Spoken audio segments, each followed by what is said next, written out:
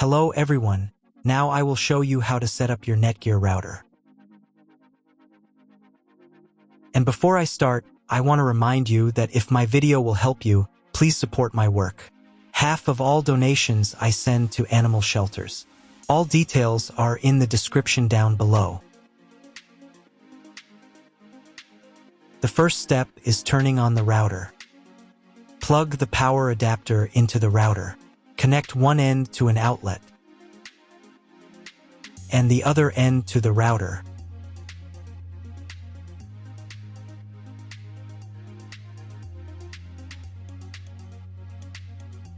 When the router powers on, the indicator will illuminate.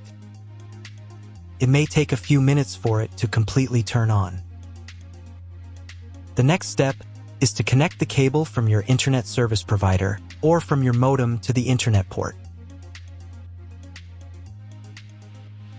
Now you need to reset the router to its original factory settings. Hold down the reset button on the router for 10 seconds. Wait for the router's indicator lights to start flashing. Occasionally, this button can be found inside the router casing to avoid accidental presses. In this case, use a thin object to press it down.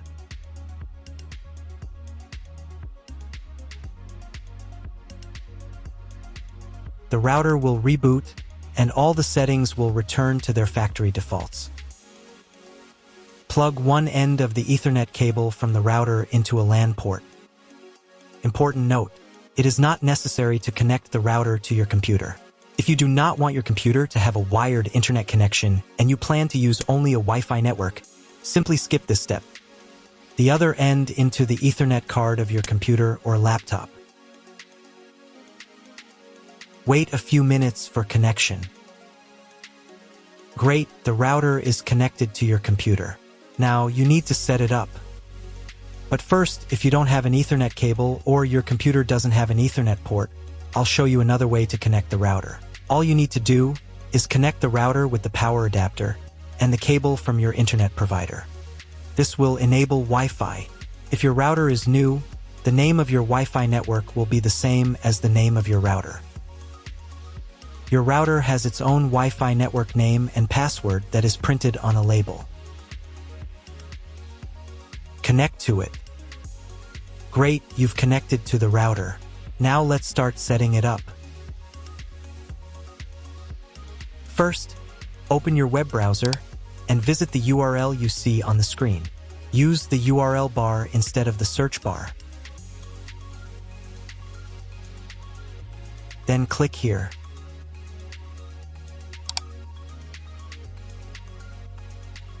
Read NETGEAR terms and conditions and click I agree button. Now you must select I want to configure the internet connection myself. And click Next button. And then click OK.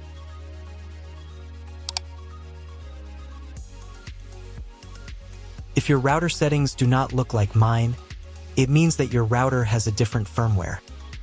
I made a video for every firmware type. You can find all the links in the description down below. So the first thing you need to do is set up a new password.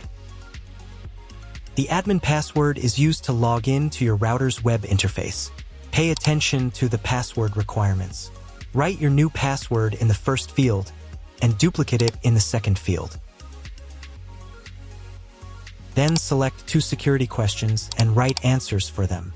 You need them just in case you need to reset the admin password in the future. Click Next. On the next page, you will find the information you need to connect to a Wi-Fi network. If you want, you can print them out.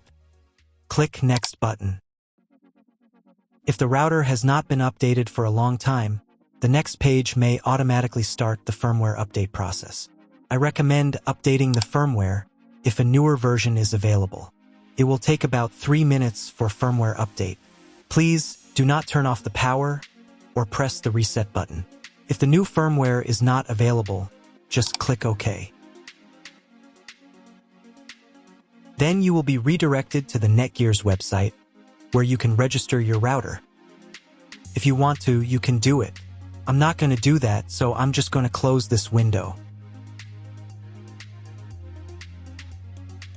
Log in to the router's web interface again if you were logged out of it. Enter the standard username admin and password that you created a few minutes ago. Press Sign In button. In the top right corner, you can change the language of the router's website interface. To get the internet, go to Advanced.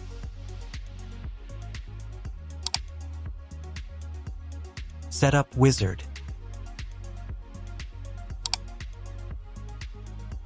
Press No, I want to configure the router myself.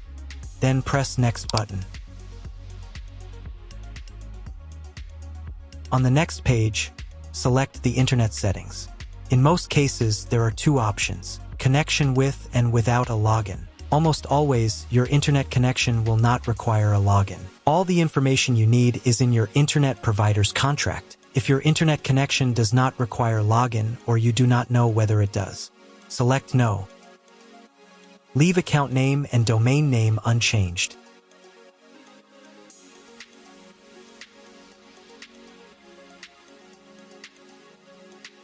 Then in Internet IP address section, choose Get Dynamically from ISP. In the DNS section, select Get Automatically from ISP as well. If your internet service provider only allows access to a specific MAC address, you must copy the MAC address of the main computer. If you are unsure of these settings, choose Use Default MAC Address. Check again that your settings are the same as mine. And click Apply. In most cases, it is not necessary to clone the MAC address. But if you can't get the internet connection after quick setup, later in the video I will show you how to clone MAC address. Now you need to reboot the router. Go to Advanced. Advanced Home. Click on the Reboot button. And click OK. After the reboot, wait a few minutes and try to Google something. If it doesn't work, check all the cables. They must be connected correctly. Then log into the router control panel again.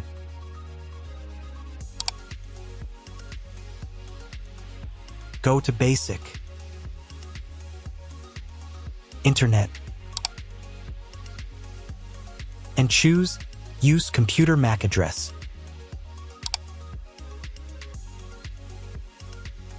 Click Apply button. And then reboot router again.